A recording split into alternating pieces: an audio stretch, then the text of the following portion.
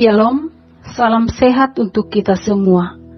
Salam berjumpa dalam Renungan Harian HKBP, Kamis 15 Juli 2021. Kita akan membaca dan mendengarkan firman Tuhan.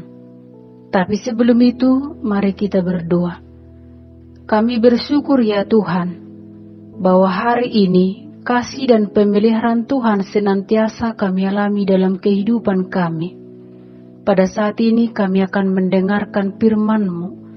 Kiranya mampukan kami untuk dapat memahami dan melakukan firman-Mu di dalam kehidupan kami. Amin. Firman Tuhan pada hari ini tertulis dalam Yakobus 5 ayat 3. Emas dan perakmu sudah berkarat, dan karatnya akan menjadi kesaksian terhadap kamu, dan akan memakan dagingmu seperti api. Kamu telah mengumpulkan harta pada hari-hari yang sedang berakhir.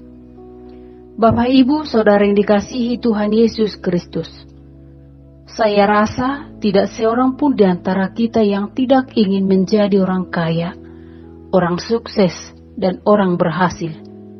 Semua orang ingin kaya. Bahkan beberapa orang rela melakukan apa saja demi menjadi kaya. Dan Tuhan sendiri pun tidak melarang kita menjadi kaya, asal kekayaan yang kita dapatkan dengan jalan yang benar dan dimanfaatkan untuk kebaikan dan kemuliaan Tuhan di muka bumi ini. Tetapi yang Tuhan tidak sukai adalah ketika hati kita terfokus pada kekayaan itu sendiri dan bukan kepada Tuhan yang memberikan kekayaan itu kepada kita. Di mana hanya harta dunia ini yang selalu kita cari. Waktu kita habis hanya untuk mengumpulkan harta, tetapi waktu kita untuk Tuhan tidak ada. Masih ingatkah kita akan sebuah lagu yang mengatakan, "Unang lalap di harta portibion, so binoto marujung uluon."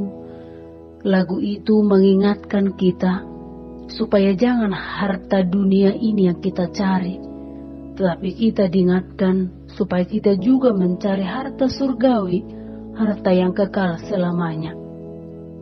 Karena itulah Yakobus mengingatkan orang kaya dalam nas ini, di mana orang kaya tersebut tidak mau memperhatikan, tidak mau menolong, tapi mereka pelit kepada orang miskin yang ada di sekitarnya dengan harta kekayaan yang mereka miliki.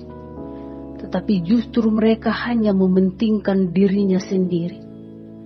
Maka Yakobus melihat juga orang kaya yang ada dalam nas ini memperoleh hartanya dengan jalan yang tidak baik, di mana orang kaya tersebut menginjak-injak orang lain atau orang miskin.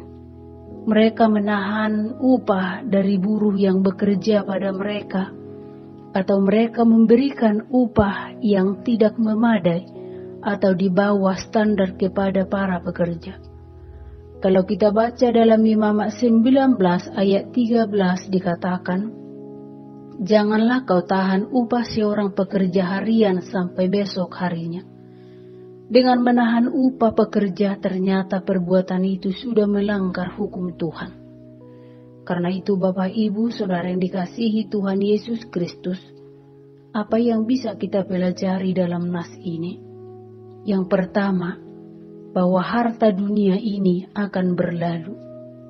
Mungkin kita sudah sering mendengar di dalam khotbah yang mengatakan, kekayaan atau harta itu ibarat seperti meminum air laut. Semakin banyak kita meminum air laut, kita akan semakin haus. Orang yang hanya selalu mengumpulkan harta dunia ini tidak akan pernah merasa cukup, tetapi selalu kurang dan kurang lagi. Untuk memiliki harta sebanyak-banyaknya, banyak melakukan dengan jalan yang tidak benar. Ada yang menipu, berbohong, memeras, dan merampas ia lakukan, asal memperoleh harta yang berlimpah di dunia ini. Harta dunia inilah yang paling berharga, yang menguasai hati, pikiran, dan kehidupannya. Tetapi kalau kita lihat dalam kondisi saat ini, masa pandemi COVID-19, ternyata harta atau kekayaan yang kita miliki tidak bisa menyelamatkan nyawa kita. Ada orang yang memiliki harta yang sangat banyak, tapi dia bisa kena penyakit COVID-19 dan dia tidak bisa sembuh dari penyakit itu. Ada orang yang memiliki jabatan atau pangkat yang sangat tinggi, tetapi bisa juga terinfeksi. Pangkat atau jabatan yang dia miliki tidak bisa melepaskan dia dari penyakit itu. Maka yang mau dikatakan, harta, kekayaan, dan jabatan tidak bisa kita andalkan di dalam kehidupan kita ini.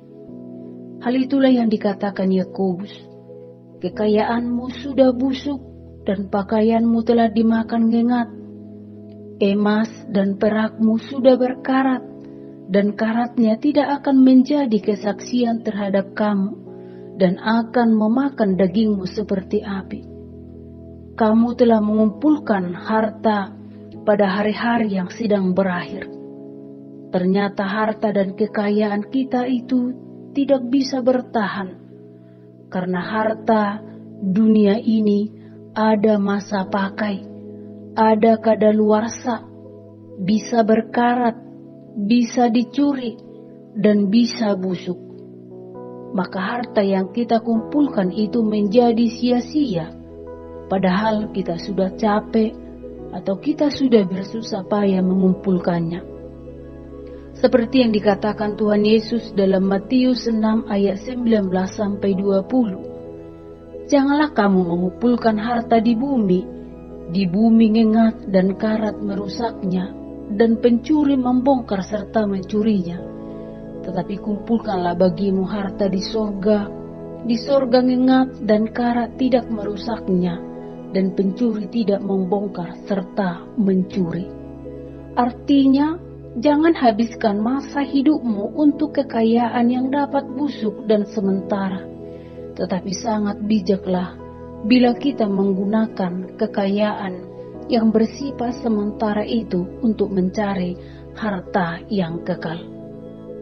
Dan yang kita lihat juga dalam perjanjian lama tentang istri Lot yang menjadi tiang garam, karena melihat ke belakang ketika Allah menghukum Sodom dan Gomora karena dosa mereka.